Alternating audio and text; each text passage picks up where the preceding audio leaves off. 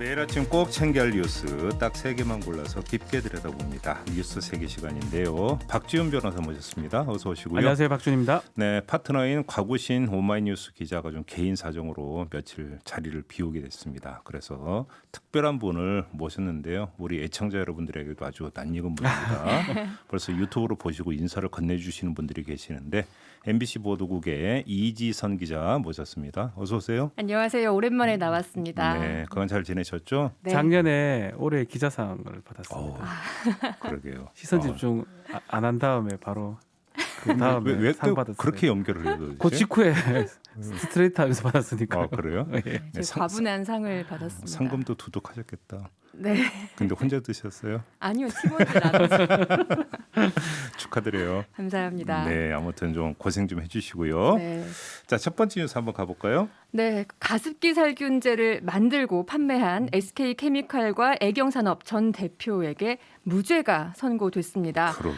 네, 어제 서울중앙지법 형사 23부는 이들이 판매한 가습기 살균제와 폐질환, 천식의 발생 사이에 인과관계를 인정할 증거가 없다면서 홍지호 전 SK케미칼 대표와 안용찬 전 애경산업 대표 등 이 기소된 임직원 모두에게 업무상 과실치사상 혐의를 무죄라고 판단했습니다. 네, 네. 이 제품 이름이 가습기 메이트였는데요. 그 옥시가 판매했던 옥시 싹싹에 이어서 이 가습기 메이트는 두 번째로 피해자가 많았습니다. 네. 800여 명이 피해 신고를 했고요. 이 중에서 12명이 숨졌습니다. 뭐 평생을 산소 탱크 메고서 산소 호흡기를 써야 되는 환자도 있는데요. 근데 피해자는 있는데 가해자는 없는 셈이 된 거죠. 그러니까. 그렇죠. 이해가 좀 안 되는 네. 뭐 청취자분들이 많을 수 있을 것 같아요. 옥시 같은 경우는 유죄가 됐습니다. 맞습니다. 결국- 6년형을 확정받았거든요. 그렇죠. 업무상 과실치사상죄가 됐었는데 네. 지금 결국 인과관계의 문제라고 보면 될 것 같습니다. 인과관계, 원인과 결과의 연관관계입니다.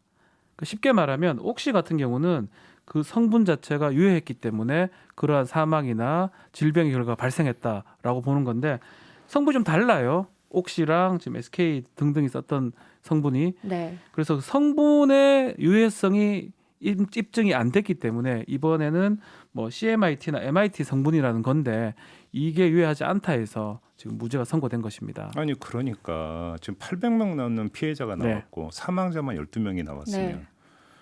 도대체 뭘로 그러면 입증하라는 거예요? 아니 그러면 거꾸로 네. 그러면 그 12명의 사망 원인이 서로 우리 제품 때문이 아니라 각기 다른 원인 때문이라고 오히려 회사가 입증을 해야 되는 거 아닌가요? 거꾸로?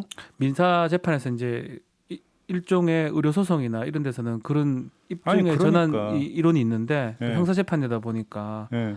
사실 일정 한계가 있었던 게 아닌가 생각이 들긴 합니다. 이 가습기 메이트가 음. 처음 판매된 게 2002년이에요. 네. 근데 이 가습기 살균제의 피해가 드러난 게 2011년이란 그렇죠. 말이죠. 음. 근데 지금 10년 만인데 이 무죄가 나왔어요. 근데 이 재판부가 그 검토를 했던 독성 실험 보고서에는 음. 권장 사용량의 800배 이상을 사용했는데도 동물 실험에서 피해가 나타나지 않았다는 거예요. 근데 2002년에 판매되고 2011년에 중단됐단 말이죠. 9년간 판매가 됐어요. 예. 장기간 사용했을 때의 피해에 대해서는 과연 이 검토한 보고서에 그건 입증할 수가 있느냐? 그건 문제가 없다고 단정 지을 수가 있느냐라는 생각이 전 들더라고요. 그리고 정부가 또 그다음에 인정하는 게 있잖아요. 그렇죠. 정부는 피해자로 인정을 훨씬 폭넓게 했습니다. 예, 예. 그러니까 정부가 작년 말 기준으로 피해 신청자 7천여 명 가운데 4,114명을 피해자로 인정을 하고 지원했는데요. 네. 이에 대해서 검찰도 정부가 인정하지 않았느냐. 근데 재판부는 정부의 판단 기준은 피해 구제를 위한 거고 이 형사처벌할 때는 훨씬 엄밀하게 그 기준을 봐야 된다라고 설명을 했습니다. 네. 그렇죠. 이게 계속 얘기를 하지만 뭐 제가 재판부 잘했다 못했다 이걸 떠나서 네. 결국 입증이 안 됐을 때는 처벌이 불가능한 거거든요. 뭐 다들 국민들이나 피해자들이 울분을 토했다고 합니다. 이거 나는 지금 아픈데 그럼 어디서 내가 아픈 거냐고. 당연히 이게 연관성이 있는 게 아니냐 이렇게 얘기를 하지만 지금 말한 것처럼 이 검찰 측에서 아니면 법원이 봤을 때는 입증이 안 되는 걸로 본 것 같습니다. 뭐 그러다 보니까 옥시하고는 정반대의 지금 결론이 지금 난 네. 걸로 지금 보입니다. 옥시랑 뭐 번갈아 쓴 사람들도 있긴 있지만 그렇죠, 있겠죠. 가습기 메이트만 쓴 사람도 분명히 있거든요. 근데 그거는 어떻게 설명할 수가 있는 건지 뭐 검찰은 항소하겠다고 했는데 네. 뭐 지금 다음 뭐 2심이 진행되고 네. 대법원이 갈 때까지 새로운 어떤 실험 보고서가 나올 수 있는지는 두고 봐야 될 것 같습니다. 이게 이제 형사다 보니까 그렇죠, 형사다 공소를 보니까. 제기한 주체가 이제 검찰이 되는 네. 거잖아요. 그럼 이제 검찰은 그러면 저 수사를 튼실히 했느냐? 네. 사실 이것도 좀 점검이 필요하긴 하죠. 그렇죠. 옥시 같은 경우는 입증을 했거든요. 네. PHMG라든지 PGH라는 성분인데 그 성분이 유독하다라는 게 유해하다는 게 입증이 됐는데 네. 왜 하필이면 CMIT, MIT는 못했는 건지 음. 그 부분도 좀 나중에 한번 봐야 될 것 같습니다. 그렇다고 뭐 그러니까 재판부가 뭐 팔가다 붙이고 그럼 내가 증거 찾아라 다니까 이럴 그럴 수는 수는 물론 없을 없- 테니까. 그렇지는 못합니다. 그러니까 결국 이제 검찰에서 이제 입증 책임을 이제 그 져했어야 되는 그렇죠. 건데 여기서 네. 이제 뭔가 부실했다는 얘기를 연결이 될 수 있는 네. 부분들은 물론 있겠죠. 있겠죠. 충분히. 그럼에도 불구하고 어제 판결이 나오고 난 다음에 피해자 가족들이 막 호소하는 막 눈물을 흘리면서 호소하는 거 들으면 아니 사람이 증거 아니냐라는 거잖아요. 그렇죠. 본인이 지금 아픈데 그거 써서 내 아픈데. 몸이 증거고 내 아이들의 몸이 증거인데. 아 그러니까 누차 얘기하지만 법리와 상식 사이에는 그래서 저도 뭐 참, 예. 법을 하지만 좀 안타까운 부분이 그런 부분입니다. 이건 법리상으로는 뭐 무죄가 되는 게 전 맞다고 생각이 들지만 네. 예? 무죄가 무죄를 하도 어쩔 수 없다고 보지만 법리상으로는. 법리상으로 봤을 때는 법리상으로 그렇죠. 누가 이걸 받아들일 수 있을지는 사실 상당히 의문이 갑니다. 그러게요. 그렇다고 피해자가 그러니까 뭐 이 과학적으로 어떤 접근에 들어가는데 한계가 있는데 피해자가 그렇죠. 입증할 수도 없는 거죠. 피해자가 한계가 있죠. 그러니까요. 참 답답한 게 한두 가지가 아닙니다. 네, 자 두 번째 뉴스로 넘어가죠. 네, 안철수 국민의당 대표 얘기해 보겠습니다. 네. 어제 만나기로 했던 오세훈 전 서울시장과의 회동을 취소했습니다. 음흠. 근데 앞서 그저께도 부산시장 보선에 출마한 이현주 전 의원과의 만남도 취소를 했었거든요. 네. 반면에 또 반기문 전 유엔 사무총장 만나고 이런 장외 보수 인사들은 열심히 만나고 있고요. 또 그제는 그 서해안에서 북한군에 피살된 해수부 공무원 유가족도 만났습니다. 네. 이 안철수 대표 행보를 보면 보수 진영 유권자를 의식하는 행보는 꾸준히 하고 있는데 국민의힘과는 좀 거리를 두는 모양새예요. 그러니까 아무래도 국민의힘 김종인 비대위원장이 안철수 대표에 대한 불만을 노골적으로 드러냈던 것이 영향을 미친 것으로 보이는데요. 네. 이 김종인 위원장은 안철수 대표의 입당 뒤에 출마를 확정짓겠다고 한 오세훈 전 시장을 질책하기도 했고요. 또 안철수 대표에 대해서 별의 순간은 이미 지나갔다 이러면서 평가절하하는 발언을 하기도 했습니다. 안철수 대표 입장에서는 이 서울시장 후보로 거론되는 야권 후보들 중에서 주자들 중에서 자신이 현재 제일 높은 지지율을 보이고 있잖아요. 이런 상황에서 앞으로 남은 선거 일정 등을 고려할 때 당분간은 단일화 논란에서 한 발 떨어져 가는 것도 나쁠 게 없다는 판단인 것으로 보입니다.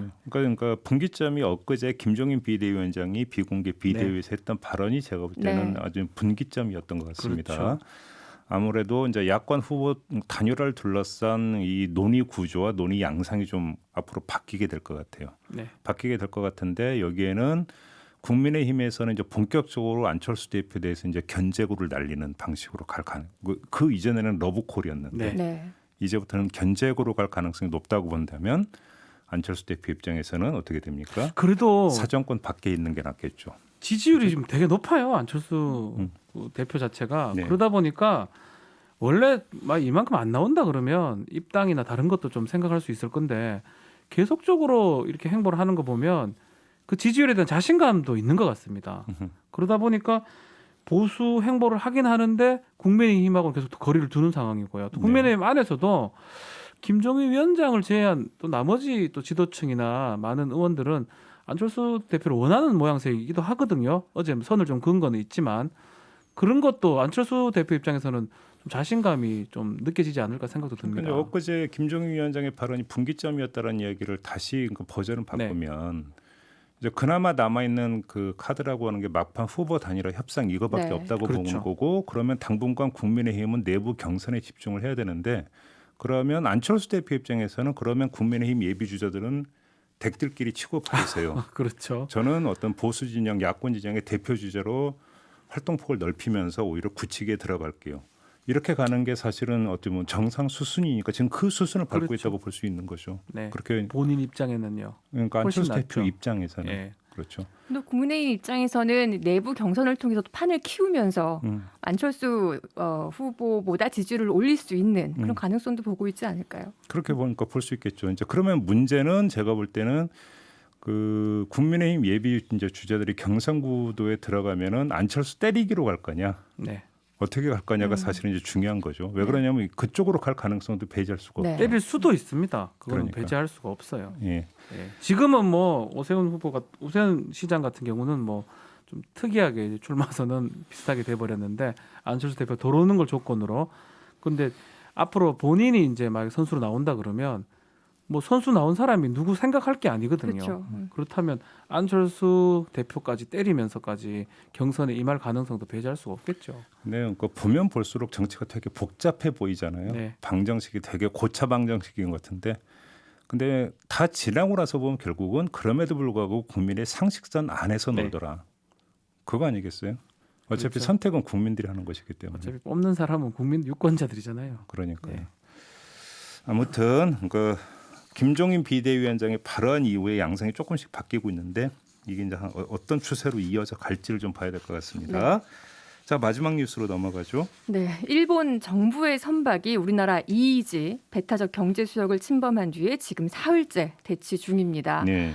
그저께죠. 11일 새벽 0시쯤에 일본 해상보안청의 측량선인 쇼요호가 한국의 배타적 경제 수역을 침범했습니다. 네. 제주 동남쪽 139km 해상쯤이었는데 우리 정부와 사전 협의도 없이 측량 조사를 실시한 거죠. 이를 우리 해경이 발견했고 즉시 3,000도급 경비함을 보내서 이곳은 한국 해역이다. 한국 정부의 동의 없는 측량 조사는 즉각 중단하라 이렇게 요구를 했는데 네. 쇼유호는 퇴거를 거부하고 지금까지 50시간 넘게 대치 중인 상황입니다. 네. 근데 이런 상황에서 일본 정부는 오히려 한국 정부에 공식 항의까지 했는데요. 가토 가스노부 일본 관방장관은 어제 해당 해역이 일본의 배타적 경제 수역이다. 활동은 정당한 해양 조사였다라면서 한국 측의 중단 요구 받아들일 수 없고 이 조사를 다음 달까지 계속하겠다고 밝혔습니다. 그러니까 일종의 해상 농성인 거잖아요. 그렇죠. 저는 농성 여러 가지 봤지만 해상 농성은 보다 처음 보고 거기다 주체가 민간 선박이 아니라 해상보안청 소속이잖아요. 예, 정부 소속. 일본 정부가 도발한 걸로 좀 봐야 되는 거잖아요. 그렇죠. 한마디로 정리를 하면. 근데 이게 네. 지금 처음 있는 일도 아니잖아요, 사실은. 처음 있는 일이 아닙니다. 음. 사실 지난주 그 금요일에 네. 한국 법원 최초로 일본군 위안부 피해 할머니들에게 일본 정부가 1억 원씩 배상하라는 판결 나왔잖아요. 그거하고 연결돼 있다고 그렇죠. 봐야겠죠. 근데 음. 지난해 8월에도요. 음. 강제징용 피해자들에 대한 배상 판결과 관련해서 일본 기업 자산 압류 효력이 발생했을 때에도 네. 비슷한 해역에서 대치 상황이 벌어졌었습니다. 아, 그때도 그때, 그랬어요? 그렇죠. 그때와 생각을 해보면 아, 지난 금요일 판결 때문에 이렇게 하는 게 아닌가라고 함티적인 의심이 가능한 거죠. 그러니까 한일 갈등을 이제 그 높여가지고 요즘 네. 그 스가 총리의 지지율이 그러니까 계속 떨어지고 있다면서요. 네. 뭐 형편이 뭐 말이 아니라고 네. 하던데 아베 때보다 훨씬 못하다고 그러죠. 또 한국 때리게 하는 겁니까? 그러면 결국은 그러니까 두 가지 효과를 노리는 거죠. 사실은 이 배타적 경제 수역 같은 경우는 획정이 안 된 거기 때문에 그거에 대해서 뭐라 할 수가 없는데 조사 자체를 한다고 그게 머무는 것 자체가 지금 이거를 침범하거나 국가적으로 문제가 될 수 있는 거거든요. 네. 오히려 시기도 그렇고요, 방법도 그렇고 뭐 일반 사람이 봤을 때는 별거 아닌 것처럼 보이지만 국제법상으로는 상당히 문제가 있는 행동들입니다. 정부가 했다라는 거는 그런 것들은 고의적으로 지금 하면서 결국은 자신의 그 지지도나 내부의 분열 이런 것도 좀 잡기 위해서 네. 아마 실제로 계속 할 것 같아요. 2018년도에 네. 대법원 강제징용 피해자 배상 판결 나왔을 때 그때 그 아베 전 총리의 지지도가 확 올라갔었거든요. 그렇죠. 그때랑 비슷하게 이번에도 스가가 노리고 있다고 볼 수도 있죠. 그러니까요. 해상보안청 소속이라고 하는 점에서 그냥 네. 확 꽂히는 게 그런 거 아니겠습니까? 맞습니다. 이거는 일본 정부의 그 용인이 없이는 있을 수 없는 행위잖아요. 네. 그렇게 일본 놓고 정부가 시켰죠. 저는 그래 보는 게 맞는 게 아닌가 보면. 생각이 듭니다. 음. 하라, 뭐, 네. 그리고 보고를 하면 해라고 뭐 지시를 바꿔야 했겠죠. 그냥 할 리는 없는 거고 국제법도 상당히 문제가 되는 거거든요. 사실상. 네.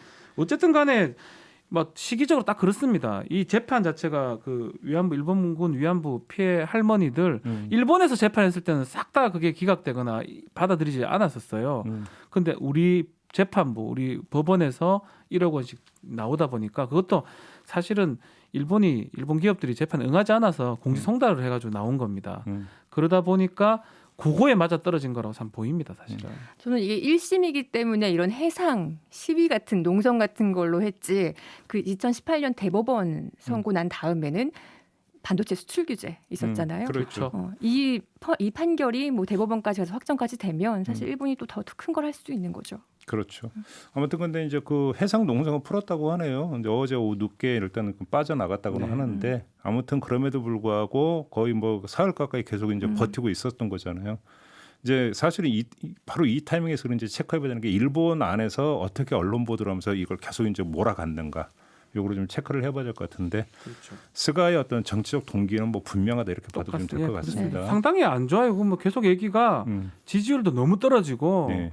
대응 자체를 뭐 지금 코로나 등등 너무 못한다는 게 일반적 여론이거든요. 그리고 그러다 지금 보니까 잠깐 우리 해역을 벗어났지만 어제 그 관방장관이 오늘 있을 두 번째 위안부 소송에 대해 직접 언급을 공식적으로 했습니다. 네. 앞으로 향후 재판의 향후 동향을 주시하고 있다고 뭐 다시 해역을 올 들어올 수 있는 수도 상황입니다. 있죠. 있고 네. 또 이게 또 뭐 14일 정도 시간이 좀 남아 있으니까 혹시나 계속 재판에 응하지 않았거든요. 일본 그 기업들이 또 항소는 또 할 수도 있어요.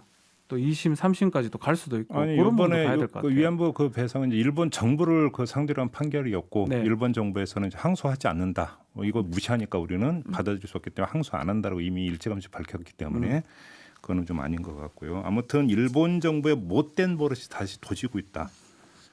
우리가 그렇게 만만하냐? 그죠? 그냥 뭐 하고 싶은데 방송이니까 참아야죠. 네. 마무리하겠습니다. 이전 기자 상탄과 다시 한번 축하드리고요. 감사합니다. 내일 다시 뵙겠습니다. 네. 자, 박준 변호사 수고하셨고요. 네. 감사합니다. 네. 고맙습니다.